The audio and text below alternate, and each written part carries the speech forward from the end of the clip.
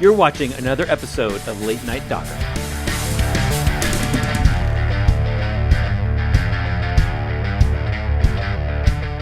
It's exciting today. I have a special guest, and we're going to talk about some more Docker internals and some of the things that make Docker work. So with me I have Phil Estes from Virginia. He works at IBM as a distinguished engineer. Yep. Yeah, that was a recent cool thing that happened. And yeah. You work on the cloud team. So tell a little bit about yourself. Sure. At IBM, been working for like 4 years in our cloud unit, which public cloud, private cloud, we have offerings across that space.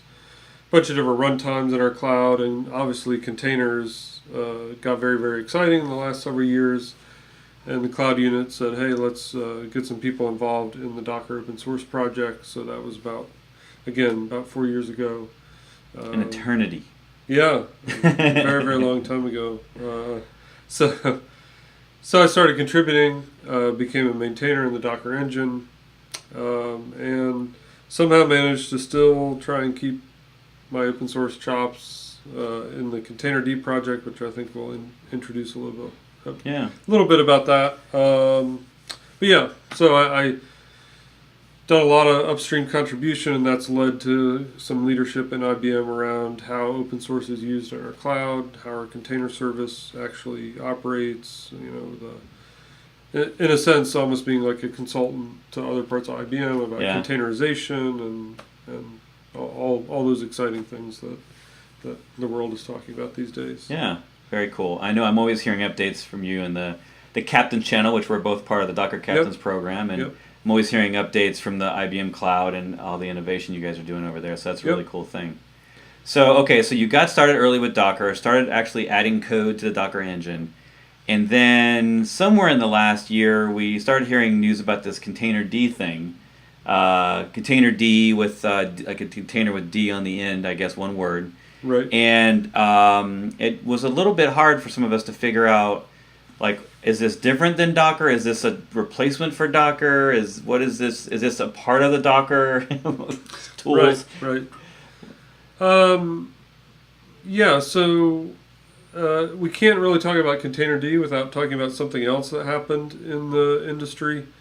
So early on in my time in Docker, it was actually almost a couple years into their life as an open source project. There was some discussion about a splintering of the community. CoreOS had this new Rocket container runtime, and out of that came this Open Container Initiative, a foundation, if you will, kind of underneath the umbrella of the Linux Foundation. The goal there was like, hey, let's all get together, Docker, Microsoft, IBM, Google, CoreOS, Red Hat, all the big players. And let's decide what a container runtime does. What is a container and how do you run it? Yeah. And then what is a container image, and can we put some specifications around these two things? So that out of that came a binary called runc. That every installation of Docker today has this binary. You may never interact with it, but that's what's actually executing your containers, and that allows people out other than Docker to create container runtimes that all use this standard executor. Right. At the same time that came out, Michael Crosby at Docker wrote a small daemon called ContainerD that would just drive the runc binary.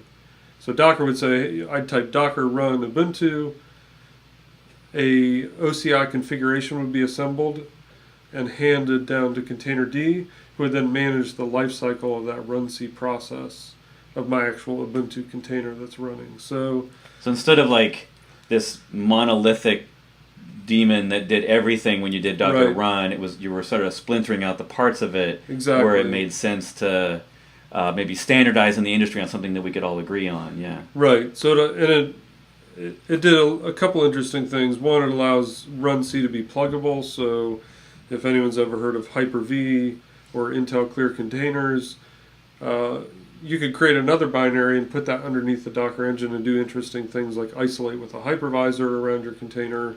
Yeah. So runc allowed that kind of innovation. And then by separating ContainerD out, the Docker engine itself could actually update or crash and come back, and all your containers could still be running. Yeah, because you have this separation of concerns. Yeah. So cool. Yeah, breaking the monolith is kind of part of what's happened here over the last few years. That early ContainerD didn't get as much, kind of global interest, so to speak, because it really was just kind of part of the you installed Docker, you didn't really know anything about this ContainerD. What really raised the level of interest in ContainerD is that Docker, along with some other partners and those of us who were interested in this discussion, let's actually make ContainerD more of like a stable core runtime that you could use fully to integrate with other container platforms other than just the Docker opinionated platform. So a little more feature set than originally planned. Like exactly. A little more. So that first ContainerD, just managing run-C processes, supervising container starts and exits, handling the signaling. ContainerD kind of 1.x was announced, I think, December 2016 in a blog post on the Docker blog. That it would become, again, more featureful than the prior ContainerD, including registry interactions, so pulling images, pushing images. It would have some simple back-end drivers for the layers, and which the original ContainerD did not have that as well. So again, part of that was to provide this unopinionated runtime that then the Kubernetes community could utilize. Again, they had been using the full Docker engine. There have been some complaints about as Docker moves down their their march of versions throughout the year, things are breaking in Kubernetes. And so ContainerD was seen as an answer for this kind of middle tier runtime that both Docker could continue using, which it still does today, but also Kubernetes and others could embed it and use it. Other orchestrators, higher level tools. So you've got ContainerD. So today we have ContainerD 1. Something. Yeah, 1.1 is out. Yeah, and is that used in the Docker engine now, like all? Yes. So the interesting thing is that when you install the Docker engine today, so any of the last 3 or 4 monthly releases have ContainerD 1.x and maybe recently 1.1. But if you think about it, Docker had all these features, right? Push, pull, etc., built into the Docker daemon binary. So there's going to be months of work to start to refactor Docker to utilize those features out of ContainerD. Instead of itself. So ContainerD itself could do some of these things, but Docker is not using some of those features because they still have the code in Docker daemon. So it's kind of similar to Kubernetes too, right? Like you've got the Kubernetes API that does things that Docker might do inside the engine itself, but Kubernetes has a different opinion, so they do those things instead of it. And I guess that was part of the original thought process, was we all had to kind of come to agreement on what do we want this core what do we want in a runtime, and what do we want as a higher level tool where we get maybe more opinionated. I think kind of now we've all sort of agreed upon how you start one, how you push and pull an image, how you maybe store an image, how do you break up those layers, but maybe how you do networking or create networking is not in ContainerD, right? Is that yeah. So there were a bunch of decisions made early on to say let's not add another opinion to the mix for an area that already has a lot of options.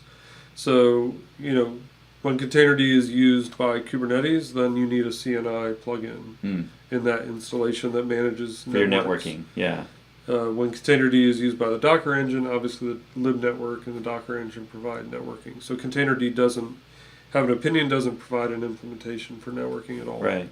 Yeah. So that sounds like a lot of stuff. Is it for someone who's just an end user of Docker today or Kubernetes? Maybe they're using Docker on a single machine, maybe they're using Docker Swarm, or maybe they're using Kubernetes or a flavor of Kubernetes like AKS or EKS rather, and like Rancher or any of those. How much do they have to care about ContainerD? Yeah, so I said this, I guess, last week in a talk at DockerCon, discussing with someone. you really shouldn't have to. An end user shouldn't have to worry about who's actually running my containers. What tool, what daemon. Where it gets interesting is with operators. So if you're going to operate your own Kubernetes cluster and you're going to use ContainerD, then you're probably going to learn some rudimentary CTR, which is our client, commands to do the same things you do with Docker PS, Docker push, pull. Again, that's more administrative and debug related than you're not going to push that experience to your end users. Right. They're still going to use the Docker client or they're going to use the Kubernetes API. So we don't ever see really ContainerD filling any space targeted at end users. Right. It's really embedded within a larger stack of software that's providing a UX for end users. So maybe for like the Docker end user today, maybe it's good to understand what this is about, and maybe that the industry is at least coming together on this base core level so that we can make that like rock solid, super secure, and really just make it easier for us to build a lot more tools. In fact, I was having a discussion today around orchestrators because someone asked about Netflix's Titus. Is it Titus? Yep, Titus. And I was just replying with, well, we've got, Titus just got released. We had the Azure Fabric, Service Fabric released a couple months ago. Like, we maybe thought we were done creating orchestrators, but the more we create these easier low-level tools, talked about possibly Cloud Foundry maybe moving to ContainerD, or if they've been using Runc and they're on their way to switch to ContainerD. Yeah, so I mean, like eventually you would end up with all these tools, and it just makes it easier for us to make highly opinionated orchestrators. I feel like on top of these existing tools. Yeah. We get a lot of questions throughout the community around like machine learning and GPUs and stuff like that, or job engines where people specifically want to do batch processing, and sometimes the generic orchestrators aren't really the best place for those. And I wouldn't be surprised if we saw what you would in traditional computing, we would see like a traditional VM orchestration tool that had no pre-container, that didn't understand containers. Then they would create whole solutions that would know how to deploy instances and manage those instances. And now they could potentially replace Swarm or Kubernetes with something that's like a higher or just stack on top of those tools as a higher level layer that manages all that stuff. So I think sometimes one of the hardest things for new people in Docker to figure out is which tools do I need to learn and which tools can I avoid. And I sometimes feel like as cool as ContainerD is, it's probably a tool that they could avoid simply because there's a higher level tool for them, unless they're building out a complete data center of servers. And if they don't have 1,000 servers to physically manage, then they might be able to get away with another orchestrator, another command line tool. Yeah, I mean, when I talk about ContainerD, and I'm doing it again next week at QCon in New York, it's mostly for awareness. Here are the technologies that are being used to run your containers. Here's how Kubernetes has abstracted the container runtime interface, CRI, which is how it drives container engines like Docker or ContainerD or other options. So, the awareness can be useful for those who just kind of want to know how things are operating, but as an end user, there's definitely no sense in which we're pushing, hey, go learn ContainerD. It's another, you stack to go figure out. And you want to learn what Docker is? Go use ContainerD. Day 101. Yeah. Well, and that's tough because there's so many tools in the stack. It sometimes is a little tricky. And the news loves to talk about whatever's new, regardless of whether the audiences will relate to that tool or whether anyone, So very cool. Is there anything like what do you think there's a ContainerD 1.2 that's going to have like a new feature or two in it? So there's a couple things in the pipeline. Microsoft has been involved getting some of their WCOW and LCOW, which are acronyms, Windows containers on Windows, Linux containers on Windows. So those features are dropping into ContainerD to make sure that the Windows support is fully there. So again, some of that is provided today. Docker announced Docker does that, EE across Windows and Linux. Obviously, for Kubernetes, aside from the Docker engine to be viable, some of those features have to be in ContainerD. Michael Crosby has a PR for the GPU support. So again, that's right. We heard about that last week. Yeah. So that's in the pipeline for 1.2. And yeah, I mean the interesting thing is that it's really at Runc and ContainerD where new Linux kernel container features kind of bubble up through those layers, so that things like Docker and Kubernetes can exploit new security capabilities, and so there's kind of not a huge flow, and again, not all of them are interesting to the end user, but ways that the kernel is expanding, the containerization, isolation primitives to be more secure, and turn on this flag and make sure that no new privileges can be added once you're in this mode. So all those features kind of come up through Runc and ContainerD before they end up in your Docker engine or Kubernetes stack. So, cool. those aren't always terribly exciting features, but that's kind of where we see ContainerD just a steady kind of keeping up with the industry and the basic functions that will be needed by higher layer tools. For every one of those features, there's someone on GitHub Issues going +1, +1, +1, +1. Right. So there's always at least one GitHub issue related to those that people are wishing they had out of these container solutions. Yep. So you're going to be in QCon next week. Yep, in New York. And you're talking about ContainerD. Yeah, so the talk is like a deep dive on Kubernetes CRI, the Container Runtime Interface. I'll be focusing on ContainerD and kind of revealing that, in public clouds, it's really having some pretty reasonable adoption. GKE just announced new beta clusters can choose ContainerD as the runtime.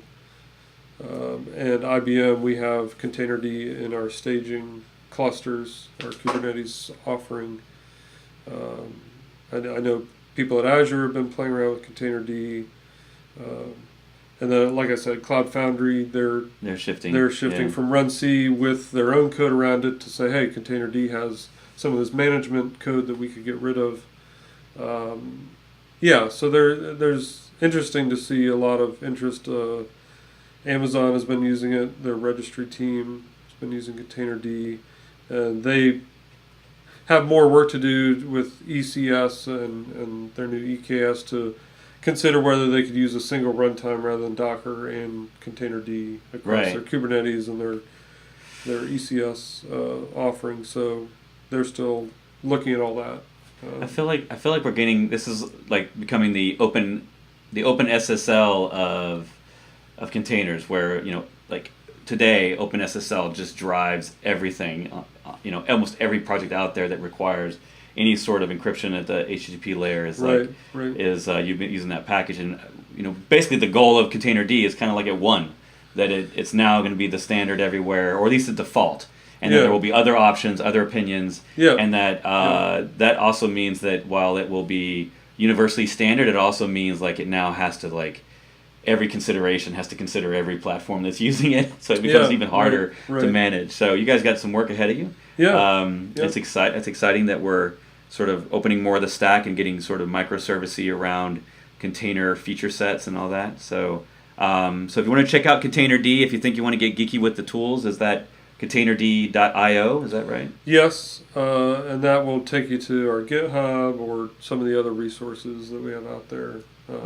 And I have some talks that I've posted on SlideShare and on Twitter. If you're looking to just hear a little bit more, there's some good ContainerD talks. Steve and Dave from formerly Docker also has some talks up on ContainerD. So he's also really interesting to listen to. Yeah. So where can people find you on the internet? Estes P on Twitter is probably the easiest place. I'll put that in the description of this video so you can find it. In the video description.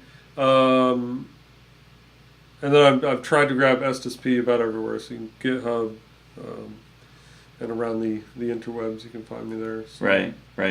All right, before you go, we have a few questions. We have what's going on with Rocket? Oh. By Nirmal.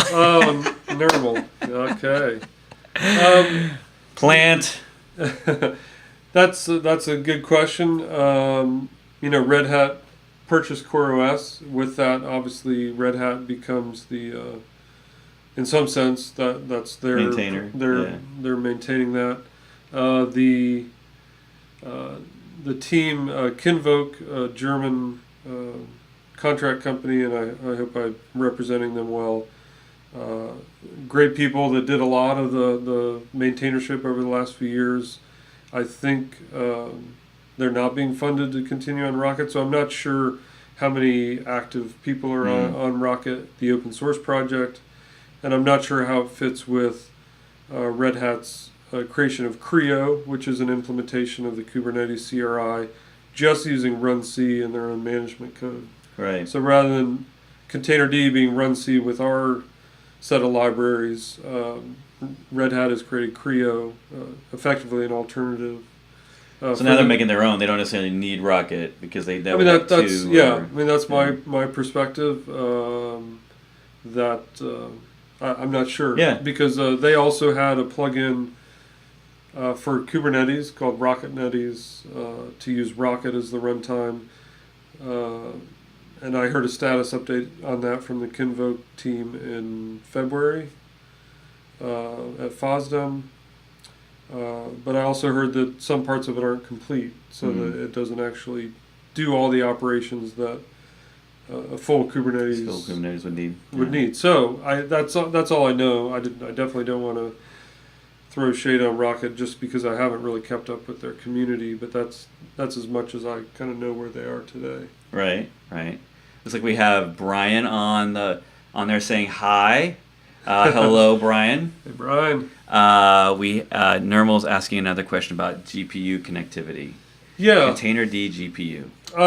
Yeah. I mean, I can point you at the pull request. The NVIDIA folks did give their input and were involved in some way to make sure that it was correct as far as how some of the NVIDIA tooling and packaging works. So there was some thumbs up. This looks right. Normal, I'm no GPU expert, so beyond that we can. Is that a Moby? You think? No, ContainerD. Oh, right. On GitHub. Wait. Yep. No. Okay. Yeah, we can tell you the pull requests. Oh, no, PRs. Actually, maybe we merged it. Look at closed, or that works. Only one. Yep. So it was merged 12 days ago. Number 2330. Oh, and I merged it. Yeah, sure you did. It was your robot. Yeah. Merch. There you go. Yeah. So we'll put that in there. Boom. Yeah. So yeah, check it out, Nirmal. And if we're missing important features from experts on GPU, it'd be great if people could. So this makes the whole NVIDIA fork of Docker like irrelevant now, or replaceable. Oh boy, now you're asking hard questions. So yeah, I mean they have some tools that are required to kind of, because you're actually setting up devices on the host and making connections to a container. It's a tricky area. There's a lot in this thing, so there's probably some knowledge in there about you can definitely read some thoughts about what it takes. How should we be hooking and calling the NVIDIA binary at this point? You can read about kind of some of those decisions and how they came about. So lib. Yeah, NVIDIA ContainerD CLI. Yeah. Cool stuff. Yeah. All right, so we know how to get you on the internet. We've answered all the questions. The fork is atrocious. I'm reading your comments live. You better be careful there, sir. Hope you don't have any friends there at NVIDIA. Thanks you so much for stopping by. Yeah. This is cool. I'm glad you're in town visiting the beach and enjoying the sun. Yeah, and this is it's awesome. actually nice this week. It's not a rainy week. That seems like that happens all the time when friends come. Yeah, so this is awesome. We just saw each other at DockerCon last week. When are we going to see each other again? Oh, that's a good question. You're going to You're going to QCon. We're going to go to maybe we definitely DockerCon EU, right? Yeah, that's going to be in the fall. Barcelona in December. I'm going to a couple of go-to conferences in. You're doing the Amsterdam? New York. I'm doing some O'Reilly. Yes, one in Copenhagen. I'm doing the O'Reilly Velocities in New York City and London. Okay. I don't know if you're. Yeah, I to be honest, I haven't It's too far away. Yeah, it's 3 months away. It's too far. Haven't figured out fall travels, but there's a lot of conferences this fall. Yeah. Sorry about that. Siri wants to answer your question. Yeah, we just woke up Siri. Well, cool. Well, thanks for stopping by. Yeah. And thank you, Internet, for watching. We'll see you again later on YouTube Live.